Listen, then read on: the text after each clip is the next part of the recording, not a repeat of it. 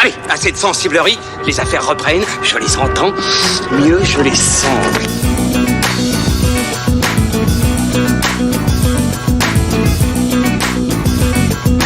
Qu'est-ce que c'est que ce foutoir, mon petit Bernard ? C'est l'engin de guerre le plus puissant de tout l'univers. Allez, c'est parti, prenez place, c'est l'heure de fin de séance, épisode 21, votre podcast ciné qui vous donne la parole en sortie de salle, comme chaque semaine sur Séance Radio, vous le savez, j'espère que vous allez bien. Nous, on est vraiment au top là aujourd'hui les gars, hein. Franchement on est super bien installés, on est au Hurling Pub, à la mezzanine, à la cool. Hein. Dans le salon VIP. Ah ouais, putain, c'est la première fois. Je vous invite à venir nous voir chaque fin de semaine quand on enregistre à la mezzanine. On est vraiment super bien installés maintenant, on a de la place, des canapés, c'est super cool. Hein. On va vous parler aujourd'hui de deux films, deux grosses sorties ciné. Une sortie ciné-salle et une sortie ciné Netflix. On va vous parler de Saltan à Hôtel El Royal et Outlaw King sur Netflix. Et aujourd'hui avec moi, Pierre Delors de funfootage.fr qui est revenu. Salut bébé. Je m'y attendais pas. Ça va très bien. Je reviens avec des étoiles dans les yeux après avoir vu John Williams, été à Londres pour voir John Williams. Bon, c'était cool. C'était absolument exceptionnel, on en reparlera, je ferai une émission spéciale. D'accord, très bien. Ilan Ferry et Julien Munoz sont également des nôtres, comme chaque semaine. Ça va les gars ? Salut. Ça roule. Vous allez bien ? Oui. Enfin, toi tu m'appelles jamais bébé, donc je suis un peu vexé, je t'avoue. La prochaine fois je t'appellerai bébé. La prochaine fois. On est en place, on va pouvoir y aller. On va tout de suite commencer avec les avis des spectateurs sur El Royal. Ça vous dit ? Allez, seigneur. Allez, go ! Bon, cette mission, c'est quoi ? C'était pas mal du tout. On retrouve à Drew Goddard, le réalisateur, son goût pour filmer tout ce qui est faux semblant. Le film est complètement déstructuré narrativement. Puis dans la mise en scène aussi, au niveau de sa façon de laisser le spectateur deviner ce qui va suivre. Le côté voyeuriste aussi du spectateur qu'on retrouvait là aussi dans son premier film. C'est un film très très très écrit. Et puis le sous-texte est hyper intéressant. Il interroge vraiment les mots MAUX de l'Amérique contemporaine. J'ai rarement vu un film qui était à ce point anti-Trump dans le cinéma hollywoodien actuel. Il faut absolument courir aller le voir, c'est très très très bon. C'était rigolo, je dirais un peu farfelu. Bon, il y avait de la bonne musique des années 60, 70, trucs comme ça. Voilà, bon. Un bon divertissement. J'ai aimé, c'était un petit peu lent je trouve, mais non, c'est une belle histoire. C'est assez marrant. Non, je m'attendais pas à ce que ce soit comme ça. Qu'il y ait tous ces allers-retours, tout ça. Mais en fait, on arrivait bien à comprendre toute l'histoire et c'était assez sympa. Je trouve que la réal, la photographie, tout était parfait. Le personnage de Chris Hemsworth, c'est énorme. Même tous les acteurs sont énormes. Mais il y a quelque chose sur la fin qui a trébuché. Enfin, je sais pas, je ne saurais pas quoi vous dire, mais la fin est un petit peu grand guignolesque et c'est dommage parce que je pense qu'on est passé à côté vraiment d'un chef-d'œuvre de cinéma. Waouh, un chef-d'œuvre de cinéma. Alors, je dois dire que pour moi, ça a été une très très bonne surprise ce film. Mais alors, je m'attendais à tout sauf à ça, à ce que Jérôme me dise. Je pense qu'on est passé à côté d'un chef-d'œuvre de cinéma. Qu'est-ce que vous en pensez, les amis ? Plutôt conquis par le film, un chef-d'œuvre. Est-ce qu'on est passé à côté de quelque chose d'un très grand film ou pas ? Dites-moi. Vas-y Pierre. Allez Pierre, vas-y. Ça fait longtemps qu'on t'a entendu. Vas-y. Un chef-d'œuvre, non, j'irai pas jusque-là. Par contre, moi, ça a été plus qu'une très bonne surprise. J'ai trouvé vraiment le film excellent. Je suis pas entièrement en désaccord avec cette personne. Avec Jérôme Jérôme. C'est vrai que quand la fin est arrivée, bien sûr, on va pas vous raconter ce qui se passe. Il y a un petit côté grand guignolesque qui, sur le moment, m'a un petit peu dérouté.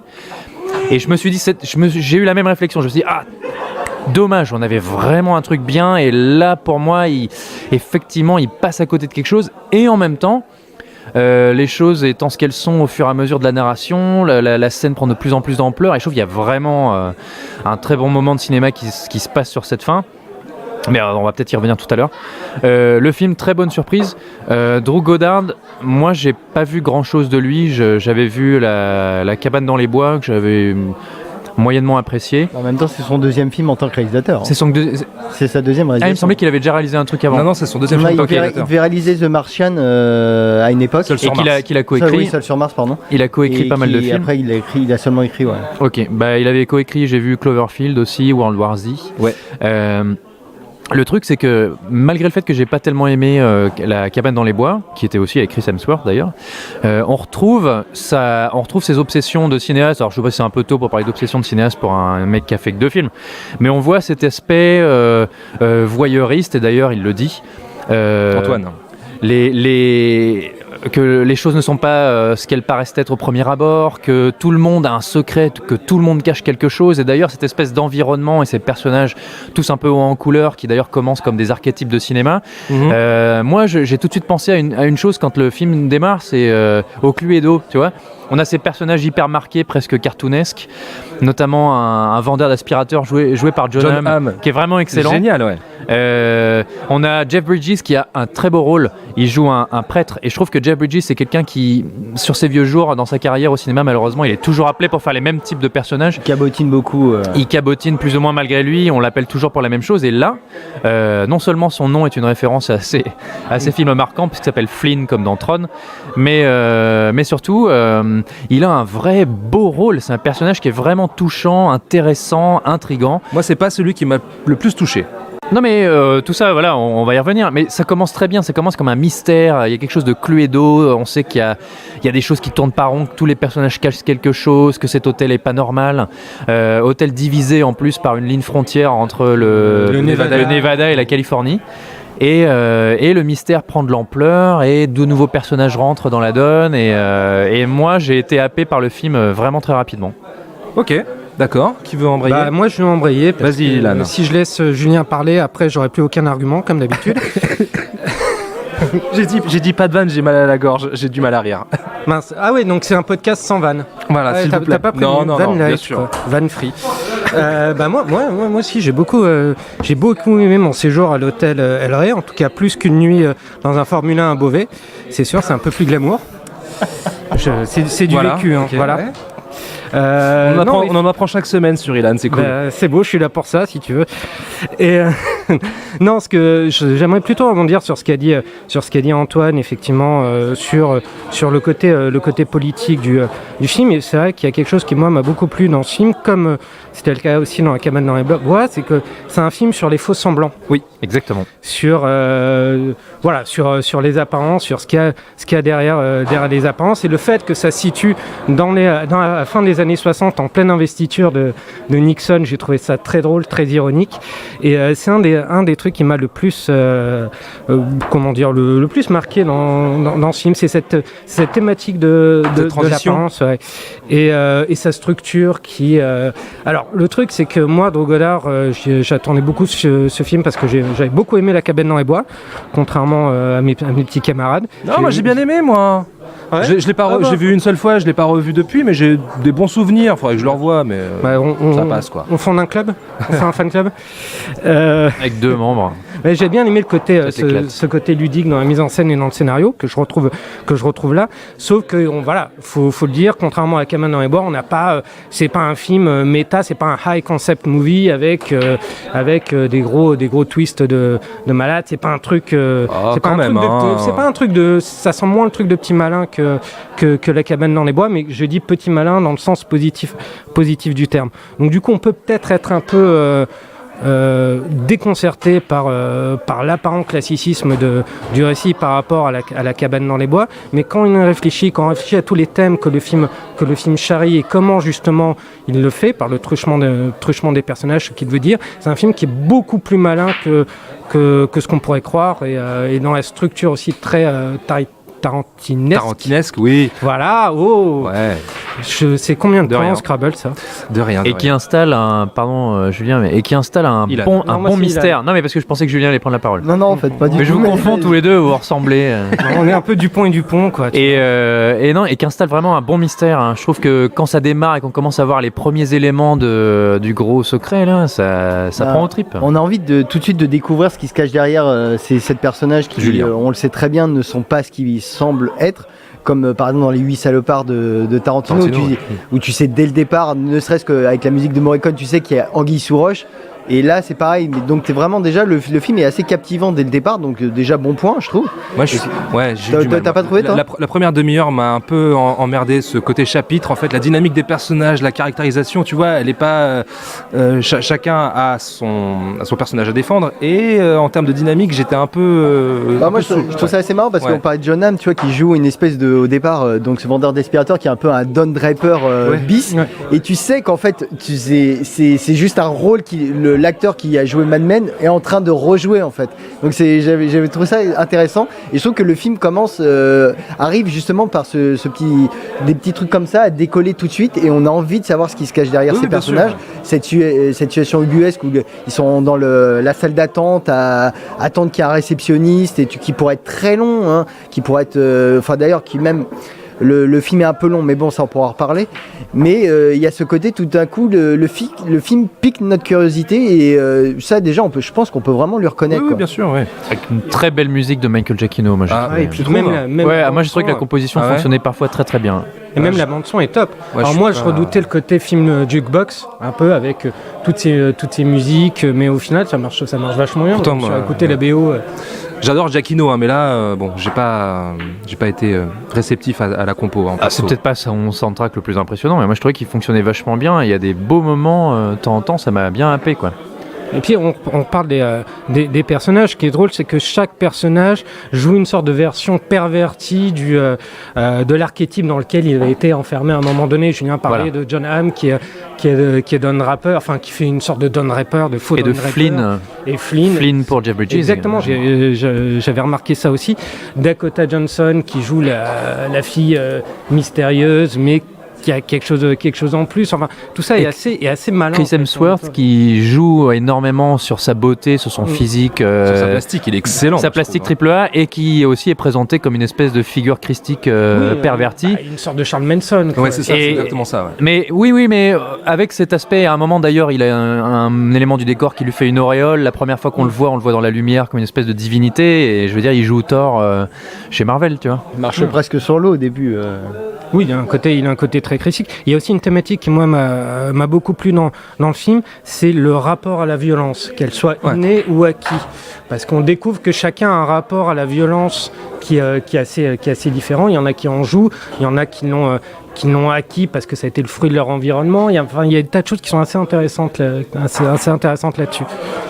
Il y a Antoine qui disait dans le micro-trottoir, un truc intéressant, c'est que c'est un film très très très écrit. Est-ce que c'est pas un peu trop écrit justement par moment ? Ouais, parce que moi c'est ce que j'avais dit à Hélène quand on l'avait vu ensemble, c'est que le film dure 2h20 et je pense que pour ce genre de film d'histoire à tiroir, sauf si on s'appelle Tarantino et qu'on sait manier les dialogues et qu'on sait manier l'intrigue vraiment à la perfection, je pense que c'est vraiment des films qui doivent pas dépasser les 2 heures. C'est parce qu'il faut quand même qu'il y ait une efficacité. Il ne faut jamais lâcher l'intérêt du spectateur. Et là, c'est vrai que je trouve que le film, malgré toutes ses qualités visuelles ou même scénaristiques, tire un peu en longueur. Mais je trouve pas que ce soit, tu vois, entre être très très très écrit et trop écrit, je trouve qu'il y a un juste équilibre dans le film. Au contraire, moi je trouve que le film n'est pas drivé par la conscience qu'il a d'être justement hyper carré, hyper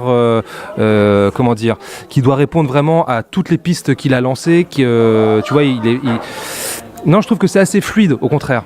Ouais, non, mais ça n'empêche pas, le film est fluide. Hein. Ce qu'il y a, c'est que quand finalement tu vois ce que le film raconte, tu te dis 2h20, c'est peut-être un peu beaucoup pour ce qu'il y a à dire en fait. Bah, c'est ce que note Gisèle notamment je suis d'accord avec elle. Dans le micro-trot, c'est que c'est un peu long à démarrer, puis voilà, moi j'ai un peu le même sentiment aussi, effectivement. Ça reste quand même pour moi un bon moment de cinéma. Bien sûr. Trop long, trop écrit, je sais pas. Enfin, moi j'ai pas trouvé le temps long et j'ai pas trouvé le film trop écrit, j'ai pas senti forcément les grosses ficelles scénaristiques. Je trouve que ça reste un beau moment de cinéma, un type de film qui est assez rare sur les écrans aujourd'hui. Je sais que, il me semble, Thomas, tu m'avais envoyé un petit message quand tu l'avais vu, que tu m'avais dit que ça faisait du bien, je crois. Ça faisait du bien de voir ça, parce que effectivement, c'est exactement ce que j'ai ressenti en fait. Je suis sorti de la salle et je me suis dit mais oui, j'ai vu un bon film de cinéma. Ça fait longtemps que j'avais pas vu ça. Les acteurs sont tous excellents. Avec un souci d'écriture.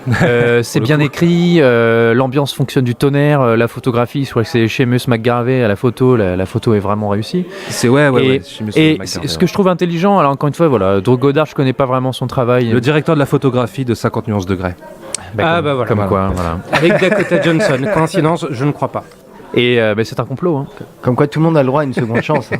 Et il y a quelque chose que j'aime beaucoup, d'ailleurs, il me semble que ça a été aussi évoqué dans les avis qu'on a pu enregistrer, c'est que cet aspect voyeur qu'affectionne apparemment Godard, il y a une vraie implication du spectateur. Et en fait, je peux pas spoiler, mais il y a un moment, si vous voulez, c'est l'écran, dans l'écran, qui regarde quoi. La mise en abîme. Il y a plusieurs niveaux de lecture, il y a une vraie mise en abîme, etc. Et à la fois visuellement, avec cette découverte, et à la fois par l'écriture, par ce film à tiroir, par ces flashbacks, ces personnages qui cachent des doubles identités, il y a une véritable implication du spectateur qui se retrouve pris dans l'histoire, pris à observer aussi ce qui se passe, qui se trouve forcé d'être l'observateur de scènes parfois absolument effroyables. Et ça, c'est très malin.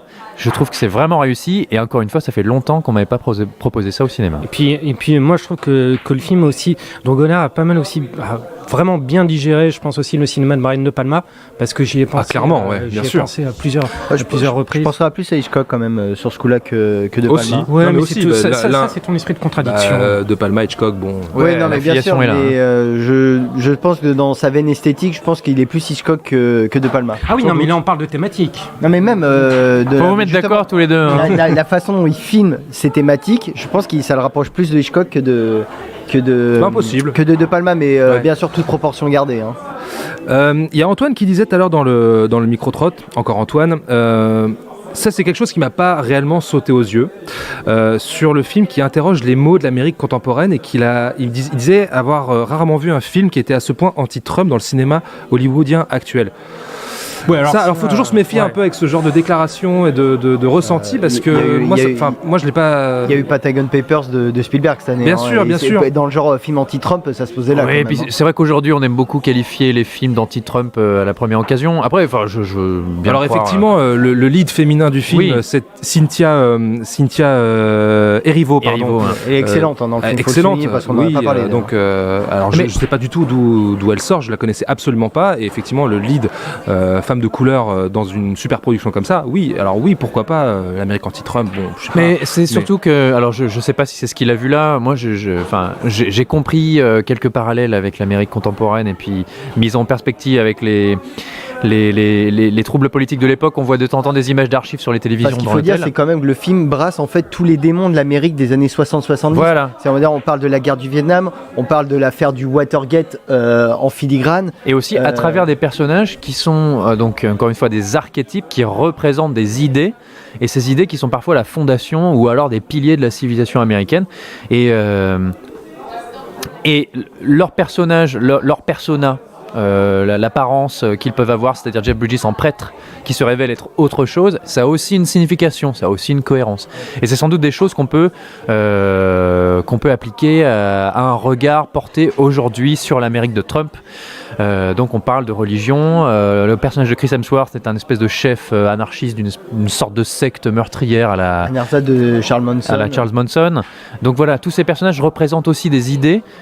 Et en ça, j'imagine qu'on peut le voir comme une vision de l'Amérique d'aujourd'hui. Après, un commentaire anti-Trump, total anti-Trump, c'est un peu facile. Je sais pas, il faudrait que je revoie le film. Parce que moi, je pense quand même que le film reste quand même un très bon exercice de style, mais qui reste coincé dans dans cette étiquette en fait.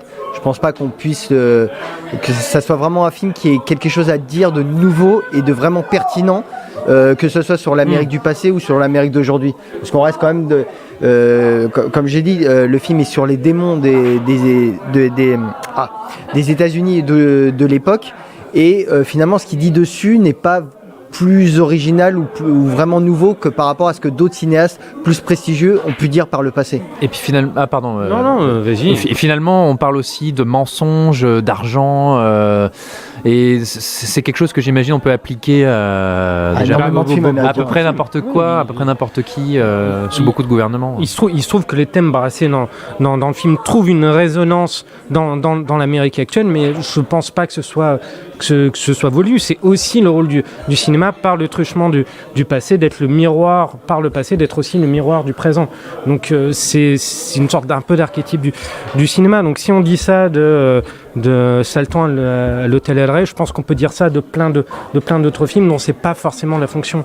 Donc là, on est dans un raccourci peut-être un peu trop facile, même si je comprends le cheminement. Faudrait peut-être juste voir si parce que l'État de Californie donc cet hôtel est divisé par une ligne frontière entre le Nevada et la Californie. Peut-être que la Californie, on sait qu'elle est relativement démocrate. Peut-être que le Nevada est plutôt conservateur et républicain. Il y a peut-être quelque chose à voir de ce côté-là, mais moi je l'ai pas. Ça m'a pas frappé en voyant le film. En écoutant les commentaires, il y a quelque chose quand même ce qui en ressort, c'est que on entend plusieurs personnes là s'exprimer. J'ai l'impression qu'on a du mal à classer le film en fait. Il y a cette notion où on a Gérard qui dit que c'était assez rigolo, c'était farfelu, il l'a pris vraiment à la légère. Antoine qui l'a pris beaucoup plus au sérieux avec ce commentaire anti-Trump. Gisèle qui trouve ça assez marrant. Jérôme qui voit un chef-d'œuvre manqué du cinéma. Dans quelle catégorie est-ce qu'on pourrait classer ce film? Parce qu'il y a quand même un très bon bouche à oreille. Je sais que toi tu l'as vu en séance publique et c'était archi blindé. Il y a bon bouche. Donc je sais pas comment est-ce qu'on peut, dans quelle catégorie on pourrait ranger ce film. C'est difficile parce qu'il a plusieurs tonalités. C'est vrai que le tout début, il y a un côté un peu ironique quand on voit un personnage mettre sa chambre sans dessus dessous et t'entends une petite musique des années 50, donc tu t'attends à un truc peut-être comédie légère ou un truc comme ça. Comme la bande-annonce en fait. La bande-annonce jouait sur la bande-annonce jouait sur deux tonalités en fait. C'était très sucré au début et puis hop, rupture de. Et ça passe aussi beaucoup par la musique parce que la playlist du film est assez sympa. Ce que je disais tout à l'heure, moi je regrettais le film Jukebox, mais au contraire justement toutes ces musiques là sont là pour représenter, pour donner une couleur en fait au film. C'est ça qui est aussi assez important. Et les paroles, parfois si on écoute bien les paroles, on peut les appliquer à la scène qui est en train de se dérouler. Waouh. Non mais c'est vrai, il y a un moment particulier entre Jeff Bridges et ce personnage, c'est Darlene je crois, elle met une musique et les paroles sont lourdes de sens. Et puis il y a un Illuminati quelque part aussi. Là. T'as dit quoi, Mimimati? Non, Illuminati. Ah d'accord, pardon. Il y a Mimimati. D'accord, ok. Il a un tout petit rôle. Pardon. Non mais les Mimimati c'est une secte aussi, faut pas le croire. Hein. Bien sûr. Tu voulais dire un truc sur la... Ouais, non, parce que c'est intéressant ta question, parce que c'est ce problème qu'on a à catégoriser le film, ou que même que tout le monde trouve que c'est un film un peu frais, un peu nouveau, qu'on n'a plus l'habitude de voir. Est-ce que ça dit pas quelque chose finalement du cinéma d'aujourd'hui qui est tellement formaté, tellement dans des cases bien définies, que dès qu'il y a un film qui s'échappe un petit peu de ce cadre-là, tout d'un coup on est perdu, on n'a plus de repères, parce que c'est vrai qu'on en avait discuté, Thomas, on s'était dit ça fait longtemps qu'on n'avait pas vu un film comme ça. Et finalement tu vois, le Tarantino, Les 8 salopards, il est pas si vieux que ça. Oui, bien sûr. Pourtant ça fonctionne sur des mêmes mécaniques. Donc est-ce que c'est à force de voir toujours les mêmes films, des films alors on va pas critiquer Marvel pour critiquer Marvel, mais d'être inondé de films de super-héros, d'espèces de blockbusters qui se ressemblent les uns les autres, est-ce que finalement on perd pas complètement le sens des réalités et se dire que voilà, en fait on ne sait plus ce que c'est ce genre de film. Mais tu vois, du coup je me dis que finalement le public n'a pas le cerveau aussi lavé qu'on le pense, puisque le bouche-oreille est vachement bon sur le film. Hein. Non mais ça c'est bien, hein, c'est que les gens ont envie de voir un film comme ça. Pour moi je me dis il reste de l'espoir quoi. J'ai une dernière chose. Le point Xavier Dolan, est-ce qu'on en parle? J'avais oublié il est bien dedans. C'est un tout petit rôle. Moi je savais pas qu'il était dans le film. Moi non plus, je me rappelais plus. Hein. Bon. Autre chose à rajouter? Terminé? Non, c'est bon. Ok, très bien. On a fait un petit sondage sur Twitter, aussi sur le Twitter de l'émission. 80% des gens ont répondu plutôt bonne surprise. 20% pas mal, sans plus. Mais plutôt très bonne surprise dans l'ensemble pour 80%. C'est un film qui joue énormément sur l'inattendu, la surprise, le suspense, donc ça plaît, hein. C'est fait pour plaire au grand public ça aussi. Oui, mais c'est parce qu'il y a Chris Hemsworth aussi qui est quasiment à poil dans le film, donc forcément... Mais il est pas mal Chris Hemsworth dedans, hein. C'est vraiment cool. Il est cool ce personnage. Et d'ailleurs j'ai appris que Chris Hemsworth est torse nu dans 15 films sur les 17 qu'il a tourné. Et comment t'as appris ça? Bah écoute, j'ai fait des recherches. En faisant des arrêts sur image. Exactement, il a regardé tous les films de Chris Hemsworth. Ouais. Allez, C'est un marathon. on quitte les années 70 pour aller au 14e siècle. Donc je vous propose d'enfourcher vos chevaux, vos cottes de mailles, de prendre vos épées, puisque nous allons rejoindre 1306 et la quête de Robert Bruce, le premier roi d'Écosse, hein, c'est bien ça?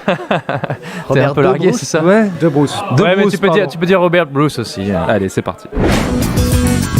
Outlooking, le hors-la-loi signé David Mackenzie, qui est un cinéaste, un jeune cinéaste écossais que moi j'apprécie beaucoup puisqu'il a signé Comancheria. Nomination aux Oscars, 4 nominations aux Oscars d'ailleurs, et qui là débarque sur Netflix avec un film d'aventure médiéval qui serait un peu la fausse suite de Braveheart, hein, si je vous m'arrêtez Oui, si c'est un peu ça, oui. Historiquement, qui se situe après. Voilà, c'est juste après. D'ailleurs, on voit un membre de William Wallace qui a été écartelé dans le film. On voit ce qui est devenu Mel Gibson en fait. Voilà, avec Chris Pine. J'ai toujours envie de dire Chris Pine, c'est horrible. Chris Pine. Toi, tu penses à une scène du film en particulier. Hein. Qui incarne donc Robert de Bruce, qui devient donc le premier roi d'Écosse contre son gré après avoir mené son pays à l'indépendance face aux Anglais. Contre son gré, non. Contre son gré, qu'est-ce que j'ai dit? Bah non, justement, Ouais, il contre souhaite son- être roi d'Écosse. C'est pas contre sa volonté. Ah, pardon, autant pour moi. Désolé. Bon, bref. En fait, Thomas s'est Ok. trompé de film. Non, mais pardon. Il a vu le dernier roi d'Écosse de Kevin MacDonald. Pardon, autant pour moi. C'est pas la même chose. Hein. Non, bravo. Merci de m'avoir repris. Avec Forest Whitaker. Alors, moi j'ai été très frustré par le film. À aucun moment en fait j'ai réussi à me projeter devant un grand film sur ce sujet-là, un grand film de cinéma. Je pense qu'il y a un souci avec le côté Netflix en fait. C'est bête à dire, hein, mais je crois que ça ressemble vraiment à un film parfait pour la SVOD, en plus avec plus de moyens, on voit l'argent à l'écran, mais je sais pas, dans la forme il y a quelque chose qui m'a gêné. Chris Pine, j'y ai pas tellement cru non plus. Je suis un peu embêté sur ce film. Qui veut... Bah moi je vais commencer parce que je te suis un peu en fait. Ouais, Julien.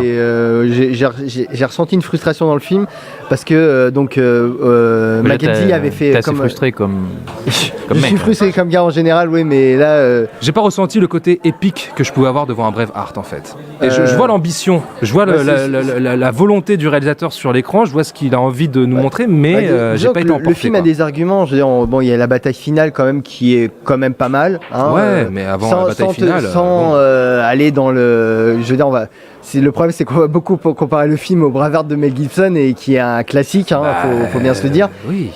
Mais c'est surtout qu'il y avait, dans Braveheart, il y avait un point de vue, il y avait une dimension. Voilà, le film prenait une dimension christique, choisissait de faire le personnage un Jésus-Christ bis. Au détriment de la vérité historique. Hein. Je veux dire, le film de Mel Gibson arrange beaucoup l'histoire à sa façon, mais il y avait un point de vue de cinéaste avec des obsessions et tout ça. Et là, en fait, moi, ce qu'il y a, c'est que j'ai eu du mal à voir le point de vue de Mackenzie sur cette histoire, en fait. C'est dire en quoi ce personnage est tiraillé ou qu'est-ce qui le pousse à agir, tout ça. Voilà, j'ai trouvé que le film était un peu en mode automatique au niveau des personnages, de l'histoire, et que finalement, je voyais les personnages, mais je ne les ressentais pas. Il m'était sympathique, mais s'il disparaissait du récit, je pense pas que j'en aurais fait tout un plat, quoi. Voilà, alors que le film a quand même des arguments, notamment visuels, où bon, on va pas ressortir le coup du plan séquence à foison. Bon, il y a l'ouverture. Oui, il y a une ouverture en plan séquence, mais on a vu mieux quand même. On a vu mieux, mais voilà, qui essaye au moins d'imposer de la mise en scène, mais ce n'est jamais soutenu en fait par un point de vue qui aurait du caractère en fait. Je veux pas dire que le film est plat, c'est juste que je trouve qu'il lui manque quelque chose pour le nourrir. Vraiment au niveau intime et au niveau narratif. Voilà, je crois que Pierre est pas tellement d'accord avec toi en fait. Allez, vas-y. Oui, j'ai dit que j'allais défendre ce film. Mais oui, mais alors, je suis d'accord que le film n'est pas parfait et personnellement, j'ai mis pas mal de temps à rentrer dedans. Les premiers temps du film ont été un petit peu compliqués pour moi. Je suis d'accord notamment autour de ce que vous avez dit sur Chris Pine, qui est un acteur que, enfin voilà, j'ai rien contre lui. Mais c'est vrai que cet acteur américain, hollywoodien, qui débarque et qui doit jouer ce personnage de roi écossais, parce que il y a un truc quand même qu'il faut savoir, c'est que Robert Ier, roi d'Écosse, Robert Bruce, en France, c'est pas quelque chose qui nous parle véritablement. Mais par contre, en Écosse, c'est comme un personnage historique, c'est une figure historique extrêmement importante. Cœur vaillant. C'est un des piliers de l'histoire écossaise. Et sa représentation dans les médias ou sur grand écran, elle a été parfois même assez problématique, parce que j'ai beaucoup aimé Braveheart. Dans Braveheart, Mel Gibson avait pris C'était Judas. Hein. Voilà, il en avait fait un personnage Judas. C'était quelqu'un d'extrêmement calculateur, dont le courage était. Enfin voilà, c'était pas. Comment il s'appelle cet acteur écossais d'ailleurs, Angus je sais plus. McFadden. Ouais, voilà, je crois que c'est ça. Je l'aime bien, mais. Et d'ailleurs, Braveheart a laissé son empreinte, bonne ou mauvaise, sur le cinéma. Bonne, tu peux le dire. Non mais oui non, et non. mais bon. Non mais encore une fois, j'aime beaucoup Braveheart, mais c'est vrai qu'il a pas mal déformé la réalité. Et cette histoire écossaise ou ces histoires anglo-saxonnes comme ça, elles sont souvent vues aujourd'hui dans l'ombre de Braveheart. Mais en fait, par exemple, donc Braveheart, c'est la révolte de William Wallace l'Écossais contre ce roi anglais. C'était Édouard Ier d'Angleterre.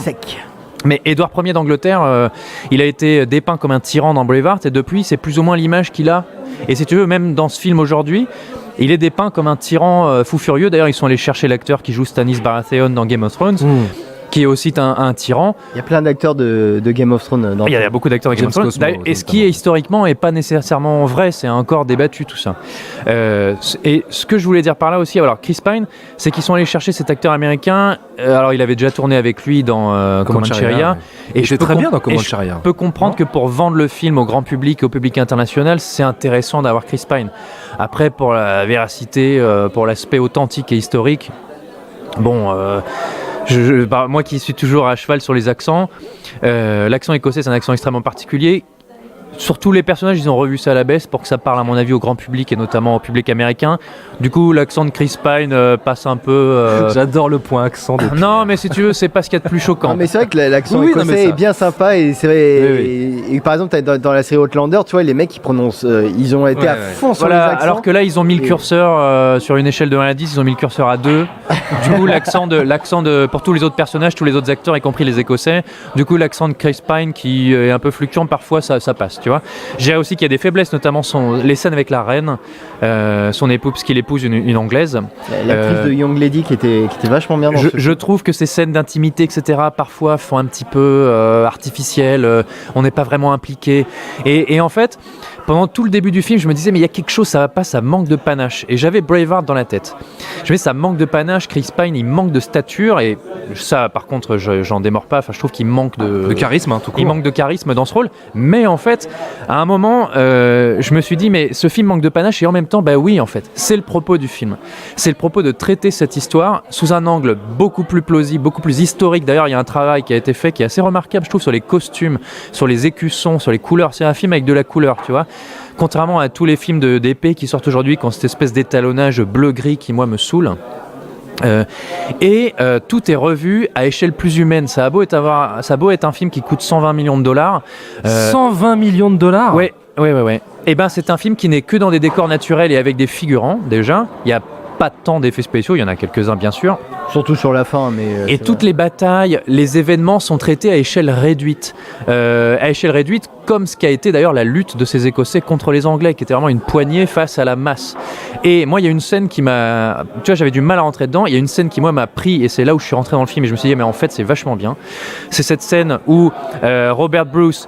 avec quelques hommes, repart à la conquête d'un château qui a été pris par les Anglais et il s'infiltre de nuit. Façon guérilla. Oui, et c'est le moment où juste avant le roi, il y a il perd personnel, sa femme est capturée, etc. Bon, bref, et il dit voilà, mais fini la chevalerie, maintenant on va se battre comme des loups. Non, mais c'est la fin. Tu parles d'une scène qui intervient à 2/3 du film. Ouais, non, mais on est vers la moitié. Non, mais ils ont à peine commencé le truc de guérilla qu'à un moment t'as Robert Bruce qui fait bon allez maintenant on va sur le champ de bataille. C'est un peu écourté, je trouve. Cette scène, pour moi, elle veut tout dire. C'est-à-dire que la dimension, la fragilité de sa rébellion, la dimension humaine, la petitesse de son combat face à l'armée anglaise, l'implication de ce roi qui y va de lui-même, moi, ça m'a parlé beaucoup plus. Et surtout, les enjeux sont très clairs à ce moment-là dans la scène. Alors qu'avant, quand il veut te faire une grande scène de bataille, la nuit, un peu épique, non, c'est pas faux, ça marche pas. Ça marche pas et on n'y croit pas. Alors que là, soudainement, les enjeux sont très clairs. On se rend compte de la fragilité de l'opération. Et là, moi, je suis rentré dans le film et c'est là où je me suis dit, mais en fait, il y a des vraies qualités dans ce truc et en fait, c'est pas mal du tout. Bon, ok. Après cette leçon d'histoire. Allez, vas-y. Bah écoute, moi je vais être comme Pierre, je vais défendre le film pour plusieurs raisons, mais l'une des choses, si tu veux, contrairement à d'autres films Netflix qui moi m'ont beaucoup déçu, Mute, Extinction qui m'a un peu moins déçu, mais bon, voilà, toutes ces productions Netflix, c'est l'une des premières productions Netflix où je me suis véritablement dit, j'aurais aimé. Attends, excuse-moi, je te coupe. Le film a quand même fait l'ouverture du festival du film de Toronto, hein, quand même. Hein. D'accord. D'où il a été d'ailleurs, on lui a coupé 20 minutes. Ouais. Non, c'est le réalisateur qui a décidé de lui-même apparemment de couper 20 minutes. Mais voilà, il dit que c'est son director's cut quand même sur Netflix. Peut-être que si ces 20 minutes n'auraient pas été bénéfiques au film. Mais bon, après ça, on va pas le savoir. C'est possible, vu l'histoire, peut-être ça aurait gagné à être un peu plus long. C'est intéressant de le dire parce qu'avant de dire que c'est un film Netflix, c'est un film qui a été présenté dans un festival quand même, tu vois. Mais nous, voilà. on l'a pas, si tu veux, on n'a pas. C'est pas une production Netflix, je pense que c'est un rachat. D'accord. Voilà, c'est ce que je veux dire. Ok. Bref. Alors, on va dire des films estampillés Netflix. Voilà. tu préfères. Donc, on va dire des films estampillés Netflix. Là, c'est l'un des premiers où je me suis dit que j'aurais vraiment voulu le voir sur grand écran, vraiment dans une salle de cinéma, parce que je pense que ça donne aussi un autre souffle au film. T'as des scènes de bataille, notamment la bataille finale. Elle est bien, qui est quand même super bien exécutée. Moi, je l'ai trouvé très bien. Où tu sens un véritable souffle épique. Enfin, il y a une ambition, il y a quelque chose. Moi, j'étais véritablement happé par cette. Moi, je trouve pas. Mais peut-être que tu trouves que ce manque Thomas, que le film manque d'épique parce que je pense que quand même la musique est un peu flébarde. Ouais. J'allais y venir, la musique est très flemmarde. Ça manque un peu d'envolée, c'est une musique très minimaliste et je me suis dit c'est un peu dommage, il fallait un petit souffle. Oui, ça manque d'une véritable partition, effectivement d'un vrai souffle orchestral.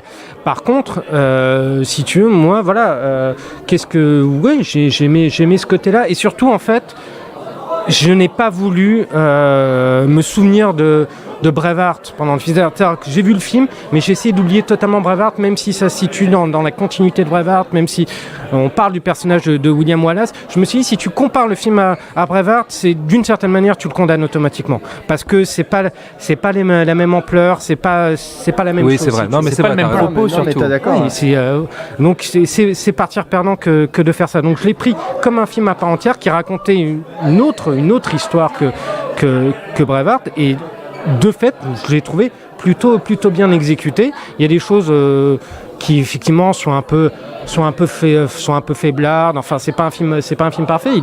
Il a ses défauts effectivement. Aaron Taylor-Johnson, par exemple. Mais qui est pas si mal dedans. Il est pas si mal. La présentation, waouh. Non, il est pas si mal, ça va. Il se donne à fond en plus. Mais il y a des petits trucs, il y a des petits Douglas que j'aurais aimé le voir plus, que j'ai aimé dans ce film, notamment la relation qu'il a avec cette fameuse reine. Je trouve que leur couple fonctionne bien, leur relation fonctionne bien. Moi, ça m'a touché. Voilà, ça t'a touché. Ouais, voilà, t'es comme ça. Côté fleur bleue. T'aimes pas voir les femmes en cage, toi? Non, ça dépend. Ça dépend du contexte, ça dépend de l'heure de la soirée, ça dépend de beaucoup de choses. Bref. Mais donc, mais voilà, donc je voulais trouver un certain souffle épique et j'ai regretté de pas le voir sur grand écran. Et on parlait tout à l'heure sur Hôtel El Royal de la dimension politique. Je sais pas si c'était le point de vue de Mackenzie, qui est quand même un réalisateur écossais, mais un Écossais qui s'est expatrié aux États-Unis pour ses derniers films, qui a fait des films très chouettes, et qui revient en Écosse post-Brexit pour nous parler de la lutte de l'Écosse qui s'unit face à l'envahisseur britannique. Je trouve que le film sort aujourd'hui. C'est peut-être pas innocent, tu vois. L'Écosse qui était farouchement opposée au Brexit. Mais là encore une fois, c'est je veux pas extrapoler à mort. J'ai perdu le nom du personnage, le roi. Robert Bruce. Quand il va chercher des gens pour dire venez, battons-nous sous une seule bannière, tout ça. Je trouve que le film est un peu en mode automatique et finalement, cette dimension politique, je l'ai pas ressentie, quoi. Je trouve que il y a un côté, il y a les cases à cocher et c'est quand c'est fait, mais on s'y attarde pas. Je suis assez d'accord. Ouais, un petit peu, surtout venant du mec qui a fait Comanchuria, parce que c'est vrai que Comanchuria c'était vraiment un coup de cœur quand je l'ai vu, et moi j'avais vu son précédent film Les Points sur les murs qui était vraiment bien aussi. Contre les murs, il y avait Toy Boy aussi qui était pas mal. Je les ai pas vus les autres avant, donc apparemment c'est un cinéaste un peu inégal, mais bon, peu importe. Mais ce qu'il y a, c'est vraiment ces 2 derniers films m'avaient vraiment plu, et j'attendais un film dans cette lignée, et j'ai pas l'impression de l'avoir eu. Après, le film, je le répète, a vraiment des qualités, hein, c'est pas une merde. Hein. Ah non. C'est juste que, est-ce que j'en attendais trop? Est-ce que je me positionne trop sur Braveheart comme le pense Ilan? Je sais pas, mais pour moi, il y a un problème où je pense que le film n'exploite pas à fond son potentiel en fait. Oui, Pierre. Voilà, après, je sais pas, on va peut-être clore sur le vas-y, sujet. vas-y. Je dirais juste que voilà, le truc, c'est que je pense qu'il y a vraiment une volonté de la part de Mackenzie de traiter ça sans cette espèce d'héroïsme exacerbé, de métaphore christique qu'a pu avoir Mel Gibson, d'aller vers quelque chose de beaucoup plus terre à terre. D'ailleurs, le film est tout le temps les pieds dans la boue, tu vois. Et ce roi a que très peu de moyens. Je trouve que c'est assez cohérent à ce niveau-là. Encore une fois, c'est pas parfait. Je trouve qu'il y a des défauts.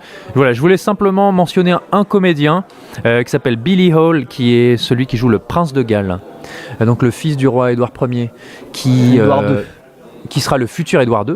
Et je trouve que le comédien est vraiment excellent. Le personnage très bon. Moi, je trouvais que vraiment ce comédien avait livré une très très bonne performance. Et c'est un mec qui avait un petit rôle dans Dunkerque de Christopher Nolan. Il jouait un jeune soldat et voilà. Je trouvais très très bonne surprise dans le film. Et moi, c'est lui autre film anti-Brexit, Dunkerque. Et c'est lui que je retiens dans ce film. Alors moi, j'ai un peu de mal avec ce personnage parce que je le trouve un peu trop Commodore, tu sais, dans Gladiator. Oui, voilà, il m'a fait penser à Joaquin Phoenix. Ouais. Je suis dans l'ombre de mon père et je vais redoubler de sadisme pour montrer que moi j'en ai, quoi. Tu vois, je suis pas comme papa. N'empêche qu'il le fait bien. Ouais, il le fait bien, oui, effectivement, on peut lui reconnaître ça. Juste, je clôt juste sur ce truc, je suis tout à fait d'accord justement avec Pierre sur la dimension humaine du film. Je pense que c'est la chose qu'il faut retenir du film, c'est que c'est pas un film qui va en faire des caisses et de ça, et qui veut rester à une échelle très humaine, voire intimiste dans certains passages. Donc si on le prend sous cet angle, je trouve que c'était un bon petit film de bataille médiévale. Un bon petit film de bataille médiévale, voilà. Ce sera le mot de la fin. Il faut dire que ça court pas les rues non plus. Donc ce sera le mot de la fin. Et alors, on a fait aussi encore une fois un petit sondage sur Twitter. 67% d'entre vous ont trouvé le film épique, 17% pas mal, 8% trop violent et 8% déçu. C'est vrai que c'est quand même, faut le dire, juste prévenir les gens, c'est assez sanglant. C'est un peu cru par moment. C'est un film totalement. Il y a une scène de pendaison notamment. C'est un film totalement post Game of Thrones qui a décomplexé pas mal de productions de ce genre. Voilà. Je sais pas ce qui se passe en bas là. Ouais. Non, je crois que c'est Pierre a raison en fait. Ouais, c'est ça. C'est pour célébrer. Non, mais il y a des tripes, il y a du sang, voilà. Ok, très bien. Outlook. Outlook. Ok, super. Outlooking, le hors-la-loi, c'est sur Netflix et on attend vos commentaires sous le fichier du podcast. Outlook. Allez, merci à Antoine, Gérard, Gisèle ou encore Jérôme pour nous avoir accordé quelques instants en sortie de salle d'Hôtel El Royal. Pour nous retrouver, c'est très simple, sur toutes les applis podcast évidemment. N'hésitez pas à commenter, partager, liker, laissez-nous des étoiles notamment sur iTunes, Apple Podcast on dit d'ailleurs je crois maintenant, et puis vous abonner également sur Spotify. On vous attend très nombreux sur Twitter également, sur @fin2_séance, #fin de séance. Voilà, je pense que tout a été dit. Sinon venez au bar, on est toujours là. Ouais, voilà. Tous les jours du lundi au vendredi, voire du samedi. Le Hurling Pub en fin de semaine à la mezzanine, je pense que ça y est, on est bien installé, donc il y a de la place. 50 nuances de bière. Exactement. Bah tiens, merci beaucoup Ilan. De quoi, pour mes petits mots d'esprit? Oui, mais je t'en prie, c'est toujours un plaisir. Comme d'hab, on te retrouve sur cinevibe.fr et cinevibe.fr sur Twitter. J'en profite juste, puisqu'on était dans les dédicaces tout à l'heure, faire une dédicace pour Leïla, qui est une de nos auditrices fidèles. Ah, bisous Leïla. Voilà, bisous à Leïla, qui d'ailleurs surnomme Pierre le bavard, mais de manière très affectueuse. Et j'espère que j'ai suffisamment parlé pour elle cette fois. Voilà, donc petite dédicace à Leïla. Eh ben merci beaucoup Leïla, on te fait de gros bisous. Julien, à très vite. Ouais, bien sûr. Bien sûr, ok, pardon. Voilà, tu vois, c'est carré. Moi c'est carré. C'est l'efficacité à la Munoz, quoi. Oui, je sais pas comment faut l'interpréter, mais bon. Pierre, merci beaucoup, ça fait plaisir de te revoir. tu nous as manqué. De rien, je vais pas trop en dire, je vais m'arrêter là parce qu'apparemment je parle trop. Bon, on vous fait de très très gros bisous et on vous dit à très vite évidemment. D'ici là, bon cinéma et n'hésitez pas à commenter, partager, liker le podcast. Vraiment, c'est très important pour nous. Gros bisous. Bisous. Salut. Nous allons faire du bon travail ensemble. Yes. No. Ok.